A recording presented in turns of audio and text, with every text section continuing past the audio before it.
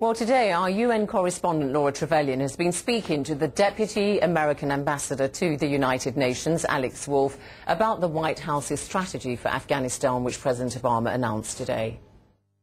President Obama says we will not blindly stay the course in Afghanistan. How long will American troops be there?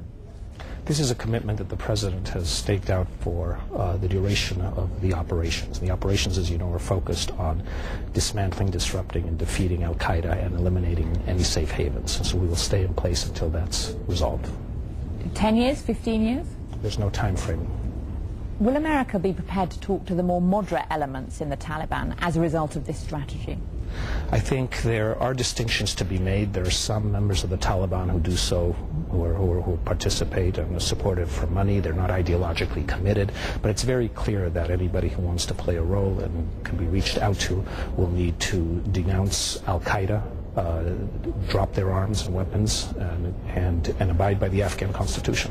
But if those requirements were met, then it's possible that the U.S. could be talking to those more moderate Taliban elements. As I said, if those conditions are met, we look at an important element of this strategy is to split and break the Taliban from those elements that are not ideologically committed and don't pose violent danger. President Obama said that Pakistan needs America's help. Is America going to continue with these controversial bombing raids within Pakistan? The core objective here is to allow the Pakistani government to be able to root out violent extremism in Pakistan, which is a threat to the Pakistanis themselves. But as I said at the top, we have an objective here to address a threat to the United States, to our allies and others, which is al-Qaeda.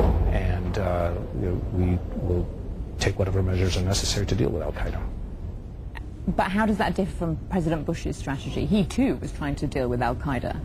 Well, I think that the problem is that because of the war in Iraq, we didn't have adequate resources to deploy to Afghanistan to deal with the issue, both militarily and from civilian structures. So the focus, again, will be very clear to root out al-Qaeda and its violent extremist supporters.